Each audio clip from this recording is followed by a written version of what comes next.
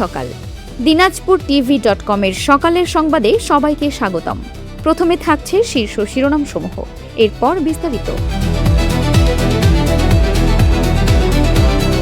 হিলি স্থলবন্দরের ৩.৩০ কোটি টাকা ব্যয়ে পুনরায় শুরু হল 4 লেন সড়ক নির্মাণ কাজ। আন্তর্জাতিক আদিবাসী দিবস উপলক্ষে দিনাজপুরে বাংলাদেশ আদিবাসী পার্টির বর্ণাঢ্য র্যালি ও আলোচনা সভা। বাংলাদেশে অবৈধ অনুপ্রবেশের দায়ে আটক ভারতীয় নাগরিককে পঞ্চগড় সদর থানায় সোপর্দ করল বিজিবি।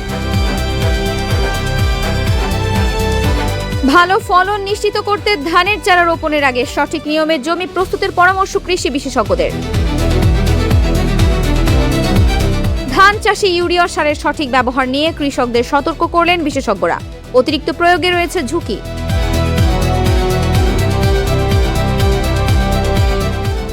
ভূমি অধিগ্রহণ জটিলতায় দীর্ঘদিন বন্ধ থাকার পর অবশেষে ৩.৩০ কোটি টাকা ব্যয়ে দিনাজপুরের হিলি স্থলবন্দরের ২.৫ কিলোমিটার 4 লেন সড়ক নির্মাণ কাজের আনুষ্ঠানিক উদ্বোধন করা হয়েছে। রোববার বিকেলে সমাজ কল্যাণ মন্ত্রী ডাক্তার AZM জাহিদ হোসেন এই কাজের উদ্বোধন করেন। ২০২২ সালে শুরু হয়ে জমি সংক্রান্ত জটিলতায় আটকে থাকা এই প্রকল্পের কাজ পুনরায় চালু হওয়ায় সন্তোষ প্রকাশ করেন তিনি। কাজ দ্রুত সম্পন্ন হলে হিলি স্থলবন্দরের আমদানি রপ্তানি সহ পণ্য পরিবহনের গতিশীলতা বহুগুণ বৃদ্ধি পাবে বলে আশা প্রকাশ করেন সংশ্লিষ্টরা।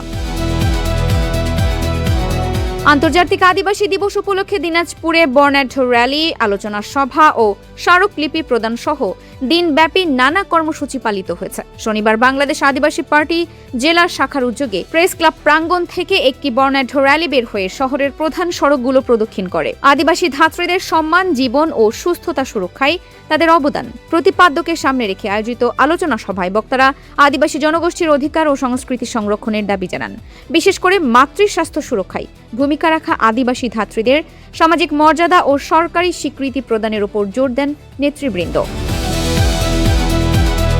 পঞ্চগড়ের বিরাজত সীমান্তে অবৈধ অনুপ্রবেশের দায়ে আটক এক ভারতীয় নাগরিককে সদর থানায় হস্তান্তর করেছে বিজিবি। শনিবার সকালে ভারতীয় ওই নাগরিক বাংলাদেশের সীমানায় প্রবেশ করলে স্থানীয়রা তাকে আটক করে। এদিকে গত বুধবার এই সীমান্ত এলাকায় গরু খুঁজতে গিয়ে এক বয়স্ক বাংলাদেশি নাগরিক BSF এর হাতে আটক হন।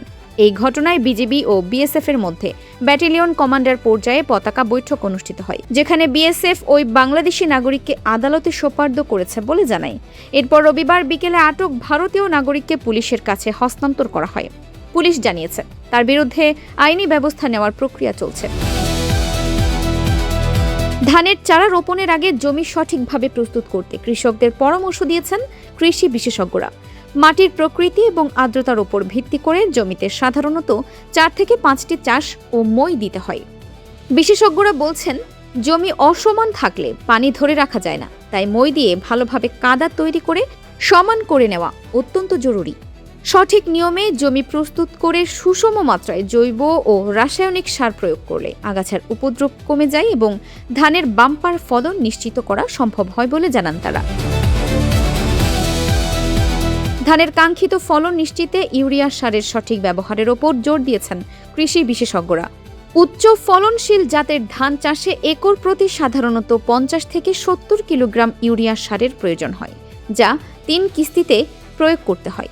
বিশেষজ্ঞরা সতর্ক করে বলেছেন, অতিরিক্ত ইউরিয়া সার ব্যবহার করলে গাছ হেলে পড়ার ঝুঁকির পাশাপাশি পোকার আক্রমণ ও রোগবালাই বেড়ে যায়। তাই মাটি পরীক্ষা করে সুষম মাত্রায় সার প্রয়োগের মাধ্যমে উৎপাদন খরচ কমানো এবং ফসলের মান উন্নত করার পরামর্শ দেওয়া হচ্ছে।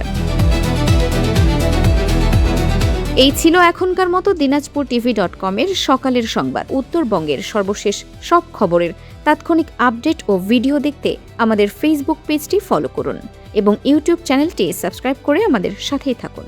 ধন্যবাদ।